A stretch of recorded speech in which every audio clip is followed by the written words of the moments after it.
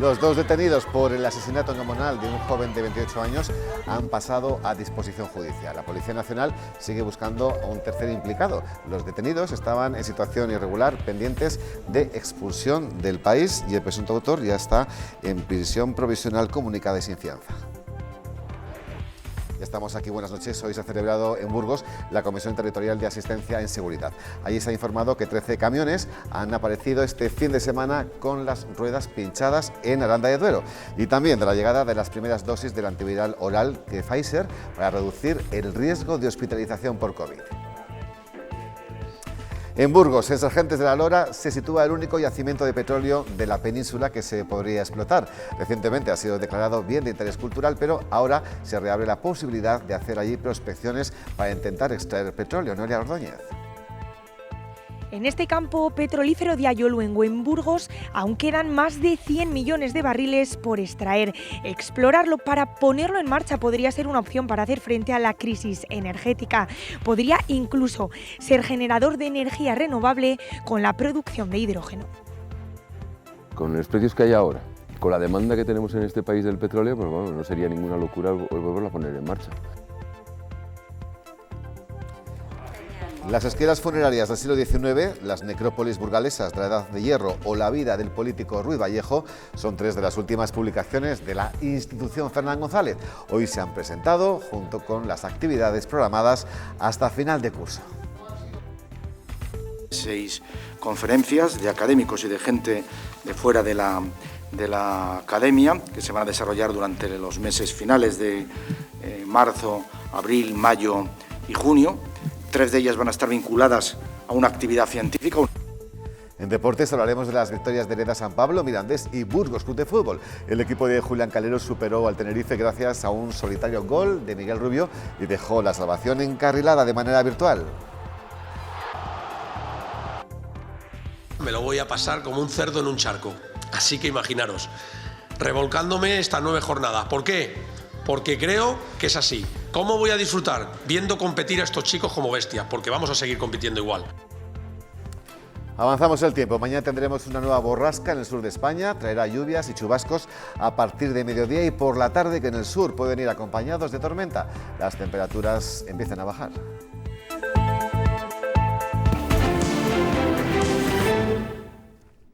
Vamos ya con nuestra mesa de actualidad. Hoy nos acompaña Joaquín Delgado, abogado. Buenas noches. Buenas noches, Rafa. Y nuestro arquitecto de cabecera, Ignacio Camarero. ¿Cómo estamos? Bienvenido. Buenas noches. Muy bien. ¿Y vosotros? Encantado. Gracias por acompañarnos. Por cierto, habéis visto cuál es el tema del día, ¿no? Will Smith y los Oscars, no por el Oscar que le han dado, ni por lo cinematográfico, sino por ese pequeño gran altercado con el presentador del evento, Joaquín. Pues bueno, yo creo que hay una primera lectura, y es que aunque uno tenga ganas de tomarse la justicia por su mano, la justicia tiene que ser justicia, y lo que no podemos utilizar es la violencia. Y sobre todo en unos tiempos como los de ahora, ¿no?, en los que ha habido un señor que ha intentado tomarse también la justicia por su mano invadiendo un país, ¿no? Entonces yo creo que el tema hay que tomárselo en serio en ese sentido, ¿no? Eso lo ven millones de personas, muchos niños, y no se puede tomar uno la justicia por su mano, por muy desagradable que sea el chiste que pudiera hacer un determinado cómico, que no es lo más que un cómico, en definitiva. Mira, Nacho, ahí lo estamos viendo en el momento que le propina ese tortazo. La reacción de él también ha dado mucho que hablar, Nacho. Bueno, la explicación, mejor dicho. A mí me sorprende un poco todo, ¿no? Me sorprende luego que también pues parece que es un impacto muy grande y luego al final tampoco parece que llega la sangre al río. No sé, yo creo que en este mundo de la farándula y el glamour, pues estas cosas tienen cierta atenuación. Y bueno, la verdad es que no me da ninguna lástima ninguno de los que están. De los afectados. Claro, pues bueno, pues mira, han tenido un incidente, pues lo arreglarán con un puñado de dólares y ya está, ¿no? Hombre, convendréis conmigo que el presentador ha reaccionado muy bien. Sí, bueno, ha sido un encajador, ¿no? Ha encajado muy bien el guantazo, ¿no? Hombre, también surgen dudas efectivas sobre si esto está o no está preparado también, ¿eh? Es decir, que el mundo del espectáculo en Estados Unidos funciona también en esos términos, ¿no? No lo sé. Sí es cierto que bueno, pues que está claro que no se ha generado una espiral de violencia que hubiese sido ya lo que hubiese sido ya, bueno, aquello pues ya terrible, ¿no? Si encima le devuelve y empieza a dar y se convierte eso en una pelea de un salón del oeste, pues volvemos otra vez a las películas, ¿no? O sea que le hemos encontrado el episodio la cara más graciosa, porque estamos últimamente comentando todo desgracias prácticamente, ¿no? Bueno, yo creo que esto merece la pena tomárselo por humor, por eso, porque los afectados no creo que vayan a dormir mal esta noche ninguno de todos. Y además ha tenido suerte porque al fin y al cabo todavía no le habían dado la estatuilla, ¿no? Si le llega a ocurrir acercarse después, había sido peor. Una cosa, si esto pasa en los Goya, en España, ¿qué crees que hubiera ocurrido? Bueno, pues no lo sé. Yo creo vamos a ver, es que yo creo que para empezar aquí ha habido una agresión y a ver qué hubiese pasado si alguien denuncia, ¿eh? O sea, quiero decir que incluso bueno, pues esto podría haber sido bastante con unas trascendencias imprevisibles. ¿En España qué hubiese pasado? Pues no lo sé, porque yo no me imagino a dos actores, no sé, estoy imaginando a dos actores peleándose en la entrega de premios y no me imagino quién podría ser, o sí, no lo sé. ¿Le habrían quitado la estatuilla al ganador del Goya por el comportamiento? Hombre, para que no volviese a dar con ella, no a nadie. No lo sé, en España probablemente sí, porque nos rasgamos las vestiduras con mucha facilidad y hacemos cosas tan extrañas como esa, que sería un poco como quitarle a Picasso su calidad de pintor genial porque tenía problemas de violencia en casa, que los tenía, ¿no? Pero yo creo que el trabajo de Will Smith es el trabajo de Will Smith y el tortazo es el tortazo. Pero si se merece un Oscar, se lo merece con tortazo o sin tortazo. Ese es un debate muy interesante, ¿no? Lo de que si los artistas tienen que ser buenas personas también, o que por ser artistas son buenas personas, ¿no? Bueno, cada uno es consciente de sus actos, les realiza en un determinado ámbito y en un ámbito pues se ha comportado mal y en otro, en la interpretación, pues lo hace bien, ¿no? Serlo y parecerlo. Serlo y parecerlo, sí. Bueno, venga, vamos a continuar porque el presidente del Gobierno ha adelantado hoy algunas de las medidas del plan para hacer frente al impacto energético, laboral y social de la invasión en Ucrania, que mañana aprobará el Consejo de Ministros. El plan concilia las dos posturas del Ejecutivo en una batería de medidas por valor de 16.000 millones de euros. Escuchen. El Gobierno desvela su plan de respuesta para todos los sectores. 6.000 millones de euros en ayudas directas y rebajas de impuestos y 10.000 millones de euros en créditos ICO. Lo hace después de 2 semanas de protestas y reivindicando la labor del Ejecutivo. Es el mismo Gobierno que afrontó desde el primer momento la pandemia global, que alcanzó un gran acuerdo en Bruselas con los fondos de recuperación. Plan para repartir los efectos de la guerra y para preservar la recuperación. Entre las medidas para las familias, rebaja de 20 céntimos por litro en el combustible. El Gobierno aplicará una rebaja de 15 céntimos y las petroleras un mínimo de 5 céntimos. Se limitarán los despidos y las empresas podrán acogerse a un ERTE. Se topa la revisión de los alquileres hasta un 2% como máximo de subida, se incrementa en un 15% el ingreso mínimo vital y 600.000 familias más, hasta llegar a los 2 millones, podrán beneficiarse del bono social eléctrico. No podemos prometer que no se advertirán los efectos de la guerra en nuestra economía y, por tanto, en nuestra vida. Pero lo que sí que podemos prometer desde el Gobierno de España es que nos vamos a desvivir por aplacar al máximo sus efectos. Para las empresas, además de 10.000 millones en avales, habrá ayudas de 362 millones para la agricultura y la ganadería, 68 millones para la pesca y 500 millones para las empresas grandes consumidoras de energía.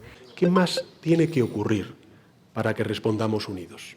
El presidente pide respaldo a los grupos para un plan que presentará en el Congreso este miércoles. Mañana tendremos muchos más detalles, pero nos quedamos inicialmente pues, con lo que todo el mundo estaba esperando, transportistas y no transportistas, esa rebaja en el litro de combustible que llega a situarse en 20 céntimos a partir del día 1 de abril. Nacho, la pregunta es, ¿esto es suficiente? Ha subido 60 o 70 céntimos, le vas a quitar 20. Yo creo que no es suficiente.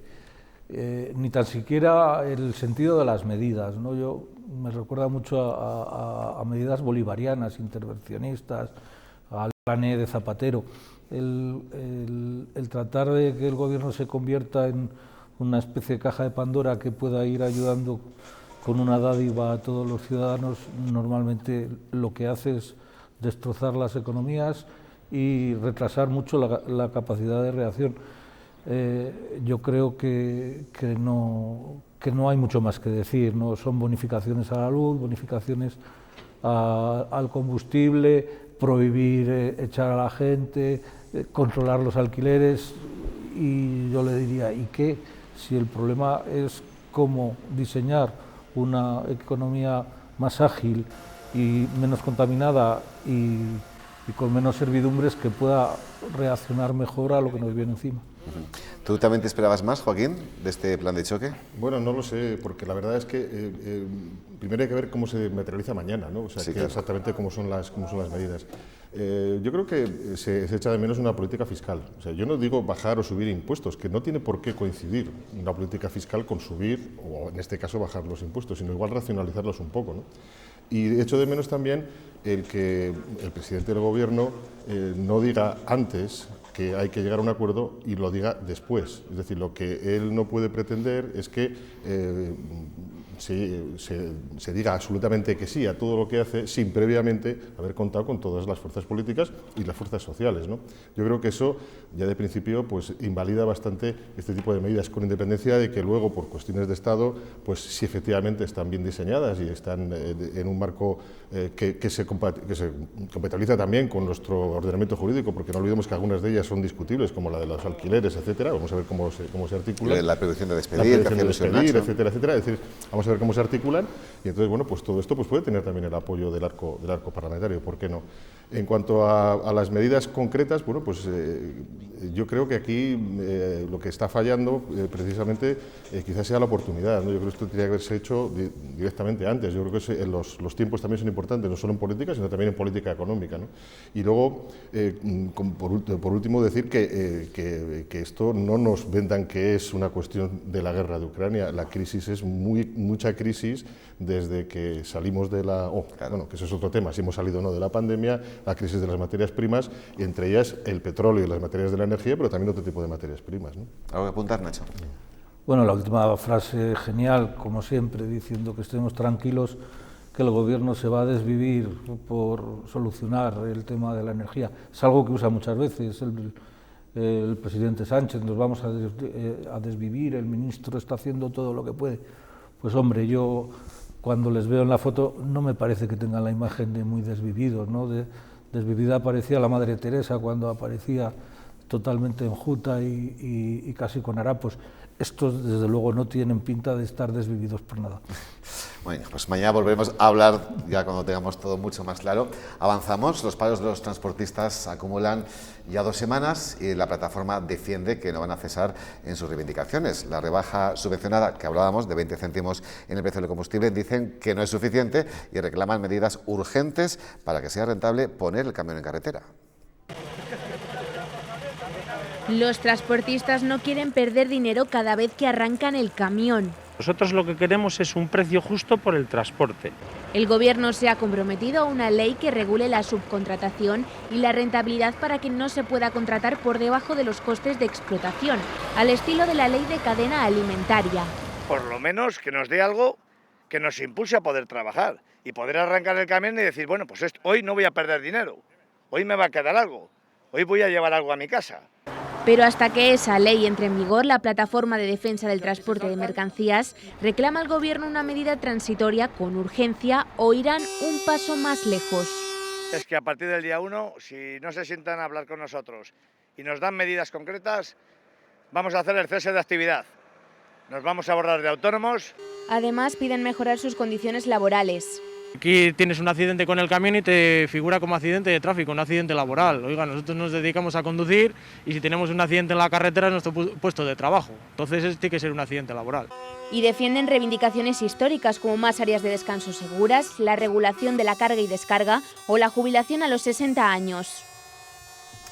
Como consumidores no estamos notando de forma notable este paro, pero sí en la industria, empresas como por ejemplo Renault, Joaquín, ya han tenido que parar.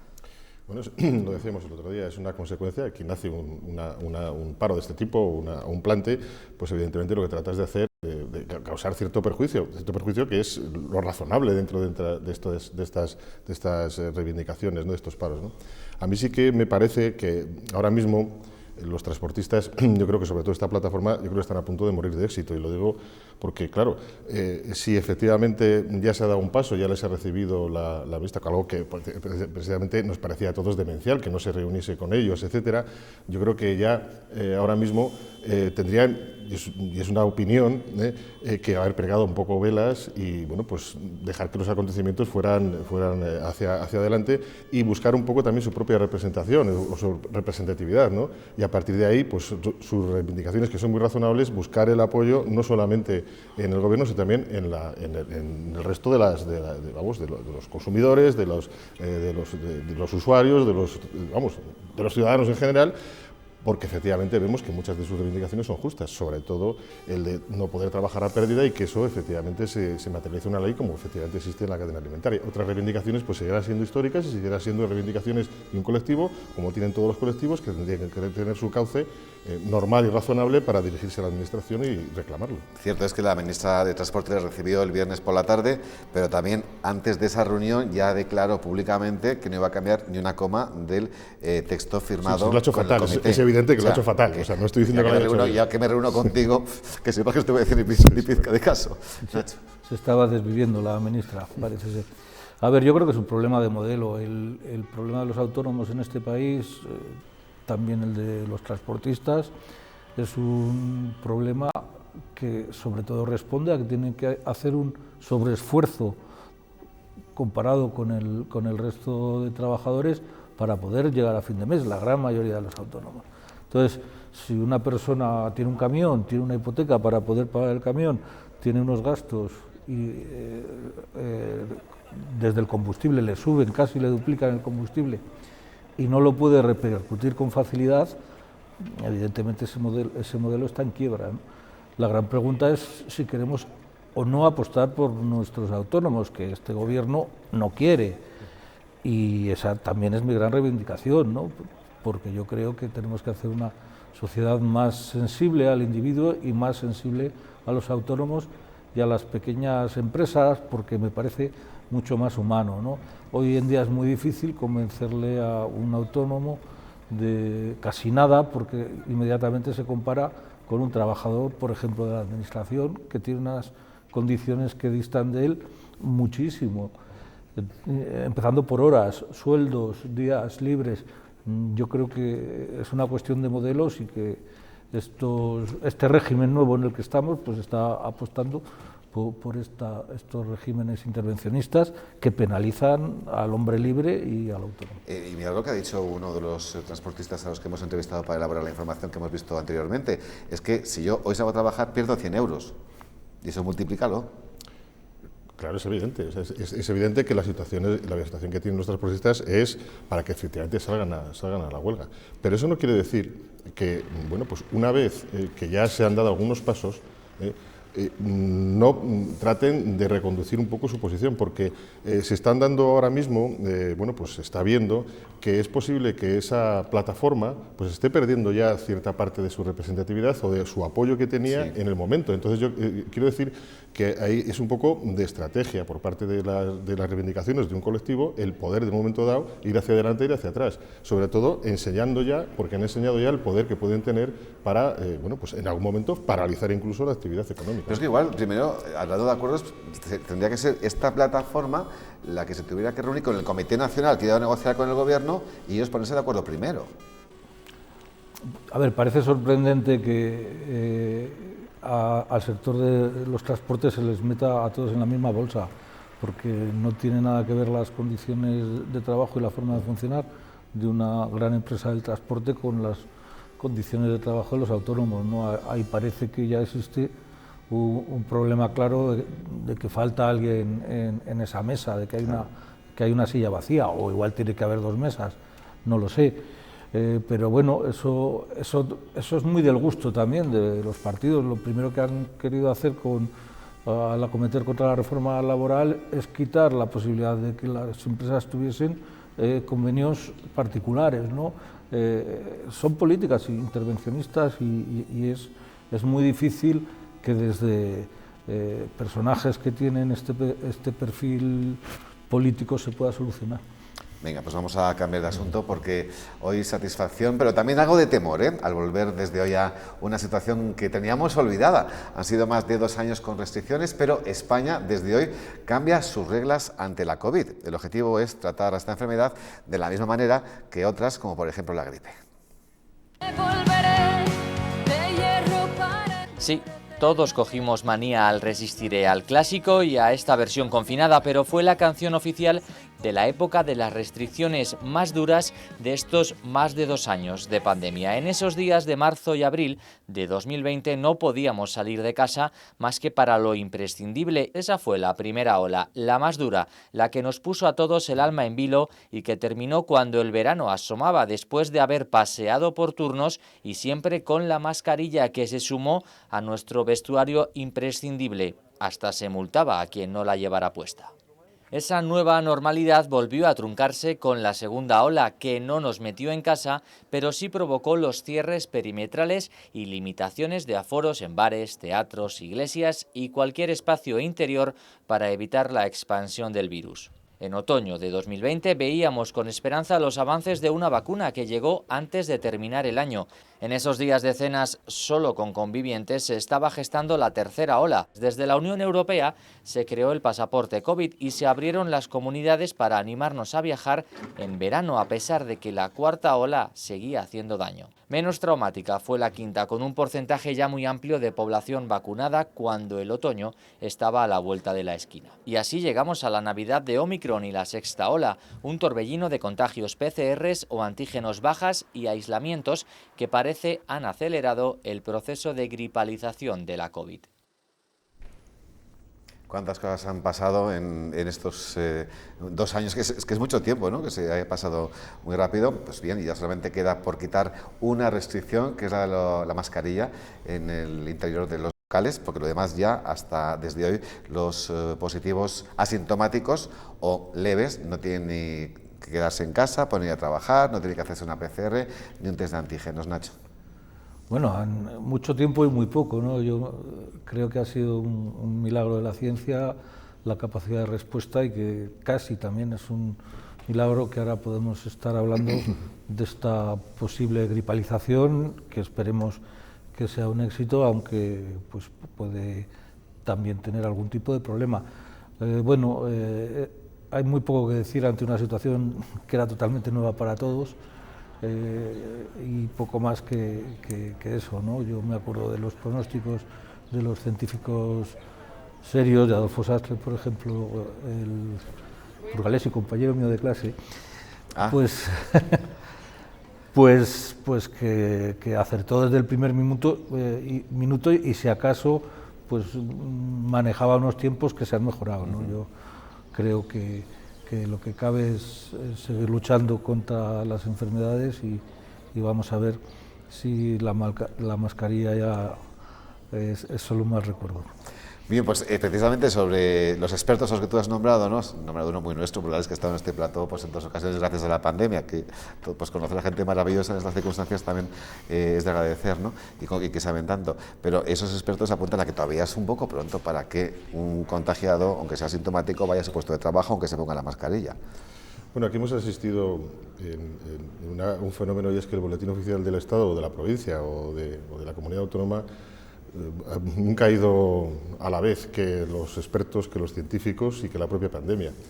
Con lo cual vamos a ver, vamos a cruzar los dedos para que esta vez sí que vayan bien y esta vez sí que ha acertado el boletín oficial y efectivamente estemos ante el final, ¿no? Y haya que quitar todas las restricciones. Pero no me queda sino hacer una reflexión, hemos aprendido algo. A partir de ahora vamos a mejorar la atención primaria, vamos a mejorar también las posibilidades que tenemos de desdoblar las atenciones cuando hay una pandemia, porque esto va a venir otra vez o vendrá cuando sea, o no hemos aprendido nada, no lo sé. Vamos a seguir fiándonos de los chinos. Sí, los chinos ahora tienen otra ola. ¿Os acordáis lo de saldremos más fuertes? Bueno. Pues toma, 1,90 al litro. Pero de gasolina. Una fortaleza tremenda. Bueno, pues venga, un último asunto, porque en clave política, aquí en casa Alfonso Fernández Mañueco ya sabe los nombres de los consejeros de Vox, pero todavía no hay fecha para el debate de investidura. Siguen negociándose pequeños flecos, según el presidente de las Cortes, que prefiere no fijar un día concreto para la celebración del Pleno, porque ya dijo 2 fechas y ninguna de las 2 se han cumplido, Nacho. ¿Crees que esto es porque no hay acuerdo o porque ya está acordado, pero están buscando a quién asignar cada área? Yo empiezo a pensar que es porque Mañueco no quiere ir al Congreso del Partido Popular el siguiente fin de semana de la mano de un socio de Vox, pero no lo sé muy bien. Bueno, parece difícil, ¿no?, que no tengan ya cerrado las consejerías, que puede ser que sí, y cerrados los nombres. Pero bueno, lo digo medio en broma, medio en serio, pero yo creo que ese Congreso de este fin de semana del Partido Popular pesa mucho. Pues sí, desde luego, pesa bastante, pues sobre todo porque sería el primer gobierno autonómico que da este paso, claro que sí. Joaquín. Sí, bueno, da la impresión también de que Vox está manejando los tiempos, ¿no? O sea, que más o menos se está indicando cuándo se van a hacer las cosas, porque claro, en principio parecería ser que la pelota está a su tejado, pues el que tiene que nombrar esos equipos de los ministerios que le han sido, consejerías que le han sido asignadas, ¿no? Yo creo que por ahí podría ir un poco el tema, ¿no? No sé, también, ¿no? Pues que se pongan ya en plan, que queremos dejar de hablar de todavía no hay nada hecho para empezar ya a juzgarles y a ver cómo funciona este nuevo equipo. A ver si eres tu nuevo consejero y nos sorprendes a todos. No valgo para eso, créeme. Uy, que no, sí. Si intento ser más sincero. Bueno, sí que vales, sí. Sí. Oye, pues muchísimas gracias, Nacho. Bueno, hasta aquí nuestra mesa de actualidad, pero no, hoy con Ignacio Camarero, mil gracias, hasta la próxima, Nacho. Y con Joaquín Delgado lo mismo, hasta la próxima. Hasta la próxima. 2 minutillos y seguimos con toda la información del día que escuchan.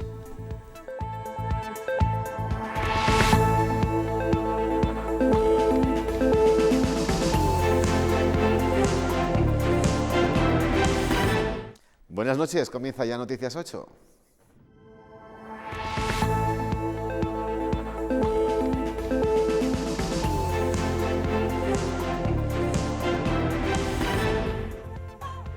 Los 2 detenidos por el asesinato en Gamonal de un joven de 28 años han pasado ya a disposición judicial. La Policía Nacional sigue buscando a un tercer implicado. Los detenidos estaban aquí en situación irregular, pendientes de ser expulsados del país. Todavía no han pasado a disposición. Cuando se termine todo el atestado policial es cuando lo tramitarán. Más sucesos, un hombre ha fallecido y otra persona ha resultado herida esta tarde tras salirse su vehículo de la vía y volcar contra un turismo en Soncillo, dirección Bilbao. Y también en Noticias 8, hoy se ha celebrado en Burgos la Comisión Territorial de Asistencia en Seguridad. Allí se ha informado que 13 camiones han aparecido este fin de semana con las ruedas pinchadas en Aranda de Duero y también de la llegada de las primeras dosis del antiviral oral de Pfizer que reduce el riesgo de hospitalización por COVID. En Burgos, en Sargentes de la Lora, se sitúa el único yacimiento de petróleo de la península que se podría explotar. Recientemente ha sido declarado bien de interés cultural, pero ahora se reabre la posibilidad de hacer allí prospecciones para intentar extraer petróleo. Noelia Ordóñez.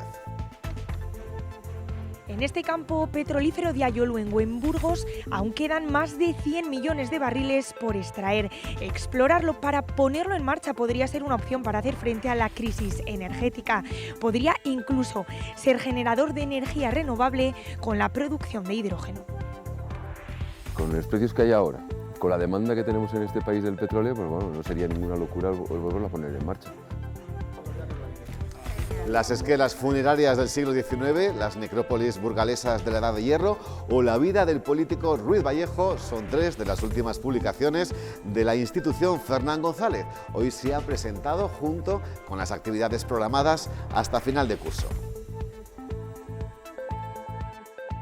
6 conferencias de académicos y de gente de fuera de la academia que se van a desarrollar durante los meses finales de marzo, abril, mayo y junio. 3 de ellas van a estar vinculadas a una actividad científica. En deportes hablaremos de las victorias de Hereda de San Pablo, Mirandés y Burgos Club de Fútbol. El equipo de Julián Calero superó al Tenerife gracias a un solitario gol de Miguel Rubio y dejó la salvación encarrilada de manera virtual. Me lo voy a pasar como un cerdo en un charco. Así que imaginaros, revolcándome estas 9 jornadas. ¿Por qué? porque creo que es así. ¿Cómo voy a disfrutar? Viendo competir a estos chicos como bestias, porque vamos a seguir compitiendo igual. Avanzamos el tiempo, mañana tendremos una nueva borrasca en el sur de España. Traerá lluvias y chubascos a partir de mediodía y por la tarde, que en el sur pueden ir acompañados de tormenta. Las temperaturas empiezan a bajar.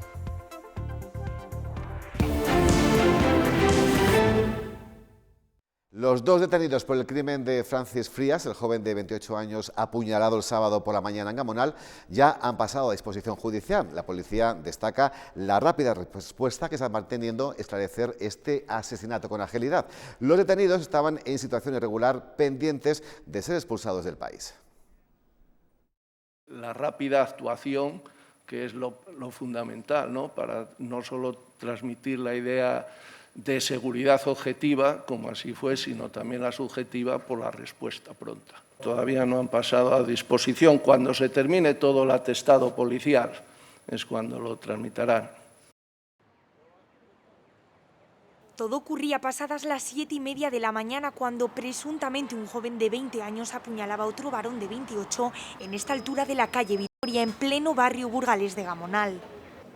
La víctima era socorrida por clientes de un establecimiento de la zona y trasladada al Hospital Universitario de Burgos, donde fallecía horas después. Al parecer, detenido y víctima habían coincidido anteriormente en un local cercano donde habrían iniciado una discusión. El presunto autor del asesinato se refugió en el domicilio de un conocido, en la calle Francisco Gran Montagne. Tras permanecer horas atrincherado, la Policía Nacional ha detenido a 2 jóvenes, entre ellos al presunto autor del homicidio, ante la expectación de cientos de vecinos.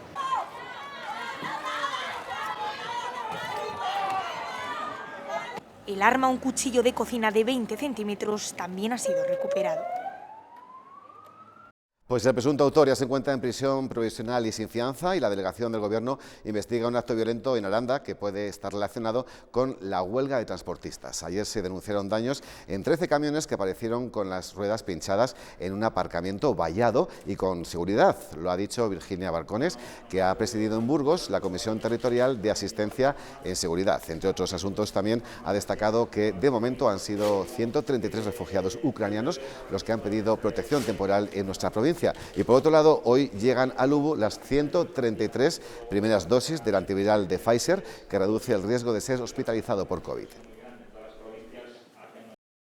Tiene la ventaja de administrarse por vía oral, lo que permitirá realizar un tratamiento ambulatorio de los pacientes leves con factores de riesgo para evitar esa progresión a COVID-19 grave. Ha demostrado una eficacia del 89% en este tipo de pacientes y a partir de hoy, a partir de esta mañana, ya tenemos este medicamento en Castilla y León.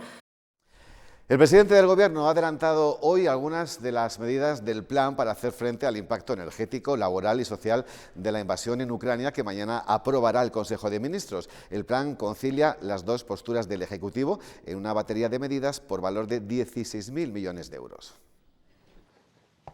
El Gobierno desvela su plan de respuesta para todos los sectores. 6.000 millones de euros en ayudas directas y rebajas de impuestos y 10.000 millones de euros en créditos ICO. Lo hace después de 2 semanas de protestas y reivindicando la labor del Ejecutivo. Es el mismo Gobierno que afrontó desde el primer momento la pandemia global, que alcanzó un gran acuerdo en Bruselas con los fondos de recuperación. Plan para repartir los efectos de la guerra y para preservar la recuperación. Entre las medidas para las familias, rebaja de 20 céntimos por litro en el combustible. El Gobierno aplicará una rebaja de 15 céntimos y las petroleras un mínimo de 5 céntimos. Se limitarán los despidos y las empresas podrán acogerse a un ERTE. Se topa la revisión de los alquileres hasta un 2% como máximo de subida, se incrementa en un 15% el ingreso mínimo vital y 600.000 familias más, hasta llegar a los 2 millones, podrán beneficiarse del bono social eléctrico. No podemos prometer que no se advertirán los efectos de la guerra en nuestra economía y, por tanto, en nuestra vida. Pero lo que sí que podemos prometer desde el Gobierno de España es que nos vamos a desvivir por aplacar al máximo sus efectos. Para las empresas, además de 10.000 millones en avales, habrá ayudas de 362 millones para la agricultura y la ganadería, 68 millones para la pesca y 500 millones para las empresas grandes consumidoras de energía. ¿Qué más tiene que ocurrir para que respondamos unidos? El presidente pide respaldo a los grupos para un plan que presentará en el Congreso este miércoles. Vamos ahora con los paros de los transportistas que acumulan ya 2 semanas y la plataforma defiende que no van a cesar en sus reivindicaciones. La rebaja subvencionada de 20 céntimos en el precio del combustible dicen que no es suficiente y reclaman medidas urgentes para que sea rentable poner el camión en carretera. Los transportistas no quieren perder dinero cada vez que arrancan el camión. Nosotros lo que queremos es un precio justo por el transporte. El Gobierno se ha comprometido a una ley que regule la subcontratación y la rentabilidad para que no se pueda contratar por debajo de los costes de explotación, al estilo de la ley de cadena alimentaria. Por lo menos que nos dé algo que nos impulse a poder trabajar y poder arrancar el camión y decir, bueno, pues hoy no voy a perder dinero, hoy me va a quedar algo, hoy voy a llevar algo a mi casa. Pero hasta que esa ley entre en vigor, la Plataforma de Defensa del Transporte de Mercancías reclama al Gobierno una medida transitoria con urgencia o irán un paso más lejos. Es que a partir del día 1, si no se sientan a hablar con nosotros y nos dan medidas concretas, vamos a hacer el cese de actividad. Nos vamos a borrar de autónomos. Además, piden mejorar sus condiciones laborales. Aquí tienes un accidente con el camión y te figura como accidente de tráfico, un accidente laboral. Oiga, nosotros nos dedicamos a conducir y si tenemos un accidente en la carretera es nuestro puesto de trabajo. Entonces tiene que ser un accidente laboral. Y defienden reivindicaciones históricas como más áreas de descanso seguras, la regulación de la carga y descarga o la jubilación a los 60 años.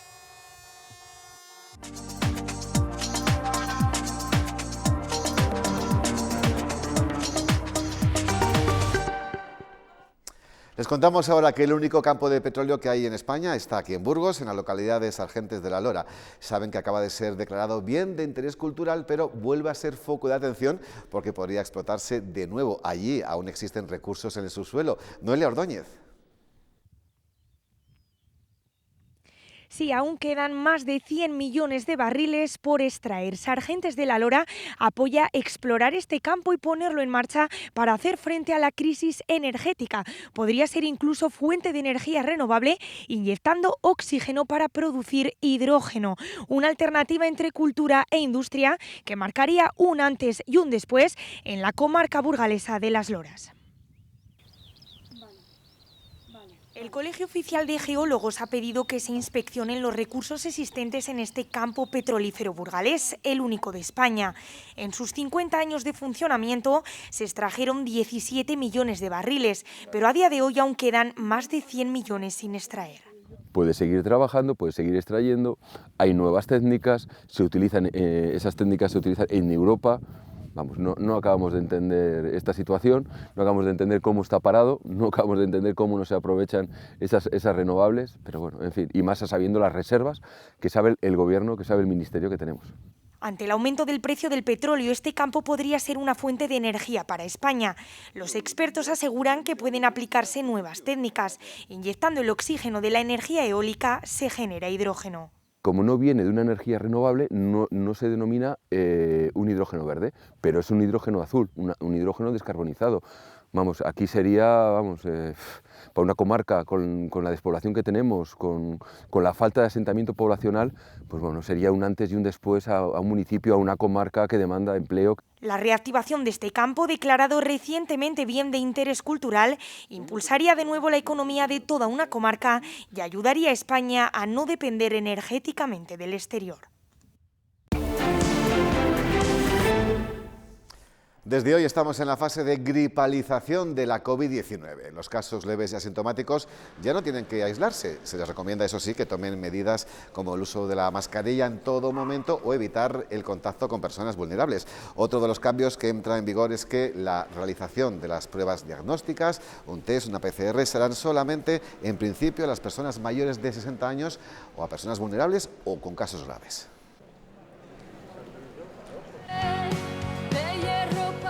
Sí, todos cogimos manía al Resistiré al clásico y a esta versión confinada, pero fue la canción oficial de la época de las restricciones más duras de estos más de 2 años de pandemia. En esos días de marzo y abril de 2020 no podíamos salir de casa más que para lo imprescindible. Esa fue la primera ola, la más dura, la que nos puso a todos el alma en vilo y que terminó cuando el verano asomaba después de haber paseado por turnos y siempre con la mascarilla que se sumó a nuestro vestuario imprescindible. Hasta se multaba a quien no la llevara puesta.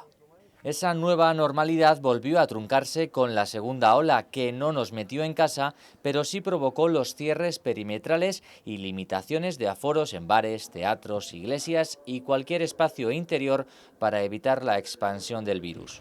En otoño de 2020 veíamos con esperanza los avances de una vacuna que llegó antes de terminar el año. En esos días de cenas solo con convivientes se estaba gestando la tercera ola. Desde la Unión Europea se creó el pasaporte COVID y se abrieron las comunidades para animarnos a viajar en verano, a pesar de que la cuarta ola seguía haciendo daño. Menos traumática fue la quinta, con un porcentaje ya muy amplio de población vacunada cuando el otoño estaba a la vuelta de la esquina. Y así llegamos a la Navidad de Omicron y la sexta ola, un torbellino de contagios PCRs o antígenos bajas y aislamientos que parece han acelerado el proceso de gripalización de la COVID.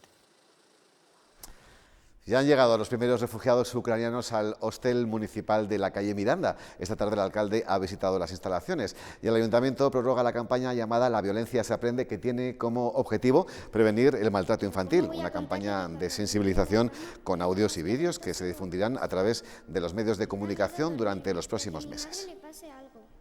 La violencia está presente en muchas familias. Los menores asimilan como conductas normales este tipo de actuación. Estos casos son más frecuentes de lo que se suele suponer. Además, la violencia de género sufrida por las mujeres causa en los menores daños irreparables en su educación y similares a los que se han encontrado en las mujeres víctimas de violencia. El Partido Socialista exige que se pongan en marcha la actividad parlamentaria de la comunidad. Denuncian que Castilla y León lleva 3 meses paralizada y sin presupuesto autonómico, algo que aseguran está perjudicando a los ciudadanos. Seguimos con el presupuesto de 2021. Castilla y León pierde oportunidades y no podemos enfrentar y afrontar la crisis energética en la que estamos inmersos. Como bien ha dicho Noelia, otras comunidades ya han puesto en marcha medidas.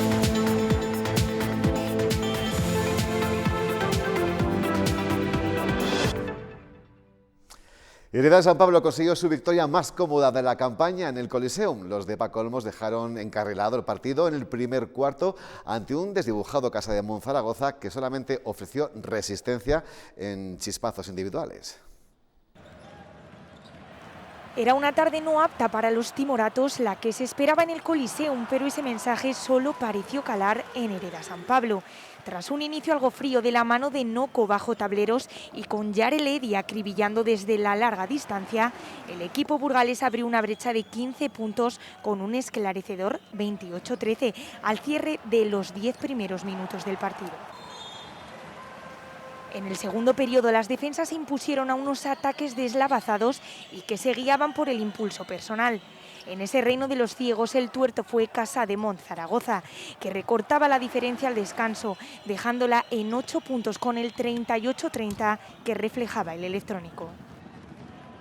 Tras el paso por los vestuarios, los maños de la mano de Santi Justa se pusieron a 5, pero la caballería exterior azul, capitaneada por Benite y Dani Díez, acudió al rescate y volvió a disparar la ventaja hasta los 16 tantos antes del último cuarto, 56-40. Zaragoza acusó el golpe y en ningún momento hizo peligrar la victoria en unos minutos finales que sirvieron para que todos los jugadores de Paco Olmos gozaran de una oportunidad y para que el público celebrara una cómoda y necesaria victoria por 78-56. Ahora toca coger fuerzas de cara al duelo del jueves, de nuevo en casa, ante Gran Canaria. El Burgos consiguió una nueva victoria en el plantío. Los de Julián Calero hicieron valer el gol de Miguel Rubio y su fortaleza defensiva para superar a un inoperante Tenerife que evidenció su crisis de resultados. Tras guardarse un minuto de silencio por el fallecimiento del padre del jugador burgalés del Tenerife, Mario González, comenzó un partido en el que los insulares tuvieron un tímido acercamiento en un cabezazo de Enrique Gallego que atrapó fácil José Antonio Caro antes de la ocasión más clara de la primera mitad. Un balón suelto tras un córner lo remataba Córdoba, lo sacaba Juan Soriano y el despeje de Eladi pegaba en un jugador del Burgos, obligando al portero insular a desviar con otra gran mano. En la segunda mitad el cancerbero sevillano volvió a ser providencial metiendo una manopla espléndida a un testarazo del Guezabal que buscaba la escuadra.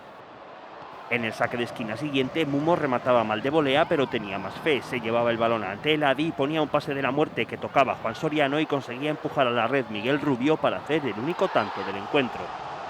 Los de Calero tuvieron incluso el segundo en una contra de Pablo Valcarce, que después de irse de José León se quedaba solo, pero una vez más apareció la figura del guardameta tinerfeño para evitar el 2-0. Los capitalinos quedan con 45 puntos antes de recibir la visita del Sporting de Gijón.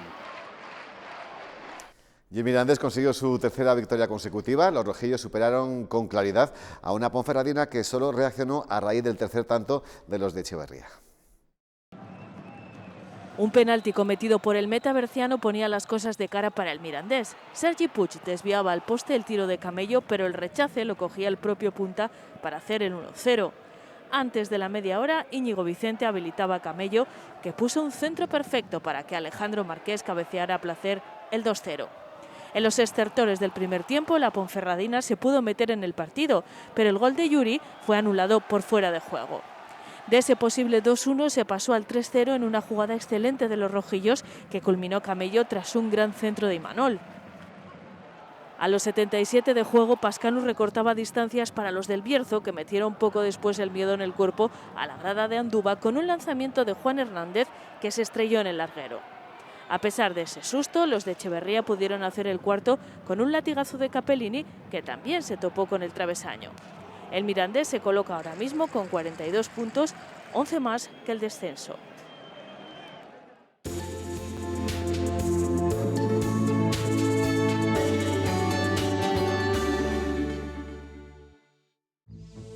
Esta mañana hemos tenido abundancia de nubes altas y el sol se mostraba entrevelado, como es el caso de estas fotografías tomadas en el Valle de la Arlanza.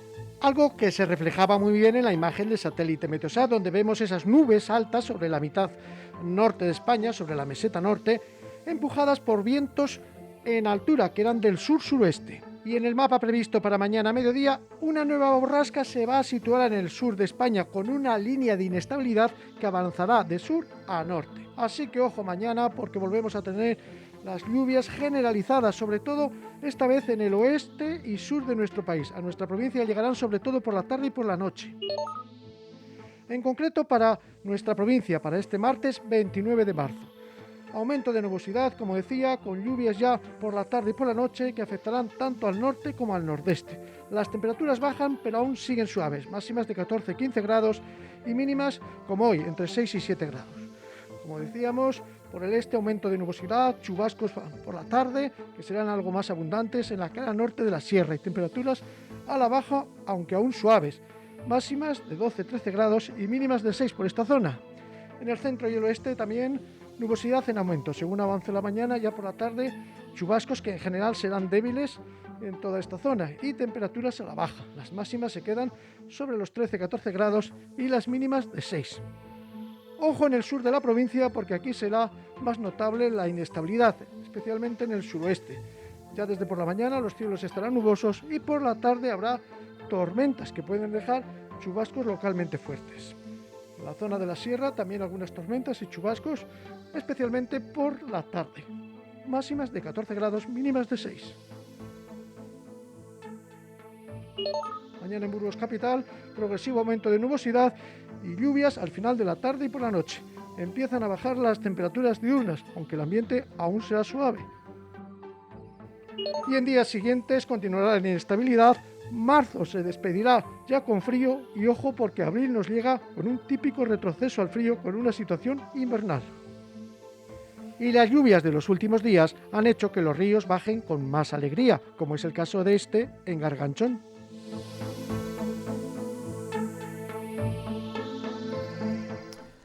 La Cámara de Comercio de Burgos ha entregado la medalla de oro a José María Vicente, quien fuera su secretario durante 33 años, un acto en el que también se ha hecho entrega de reconocimientos a los patronos fundadores y de honor de la Fundación Octavo Centenario de la Catedral, el Ayuntamiento de Burgos, la Diputación, la Junta, la Archidiócesis, el Cabildo y la Cámara han sido distinguidos por su trabajo y dedicación en esta efeméride.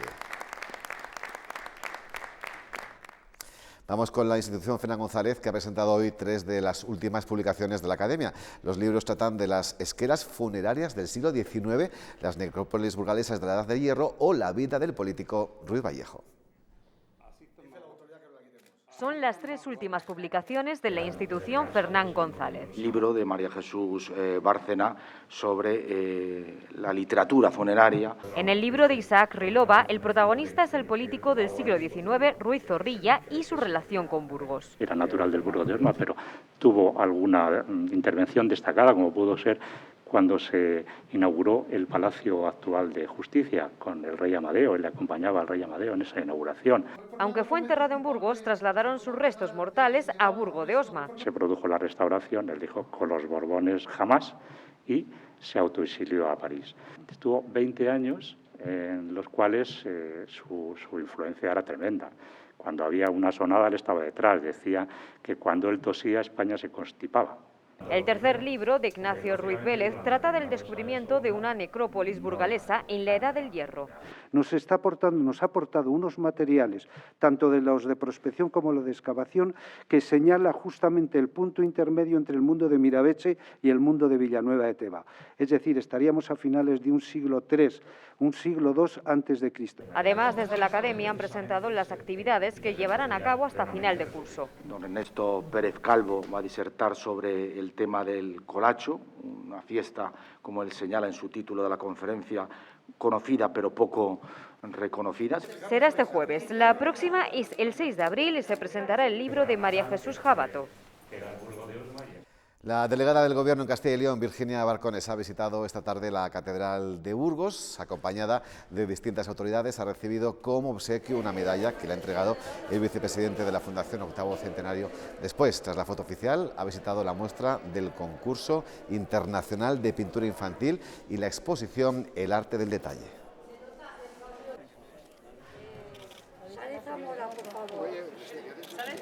Con ello seguimos porque desde este fin de semana el claustro bajo de la catedral expone los mejores dibujos del concurso infantil Pinta la Catedral de Burgos. Se pueden ver las obras de los 90 niños finalistas procedentes de 12 países. A este concurso, organizado por la Fundación Octavo Centenario y la Pinacoteca Infantil Reina Sofía de la Fundación Gavarrón, se presentaron casi 4.000 pequeños.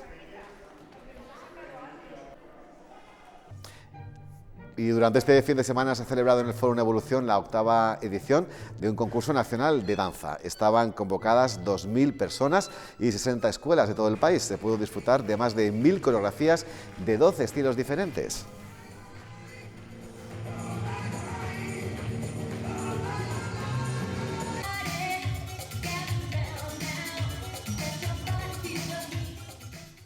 Y ya nos marchamos. Este lunes 28 de marzo nos trae el adelanto de las medidas que el Gobierno pretende imponer ante la subida espectacular de la energía y los carburantes. Sobre estos últimos habrá en abril una subvención de 20 céntimos por litro para todos. Y habrá que esperar a mañana a conocer qué más incluye la medida de choque contra las consecuencias económicas de la guerra de Ucrania por 16.000 millones de euros. Hasta mañana. Buenas noches.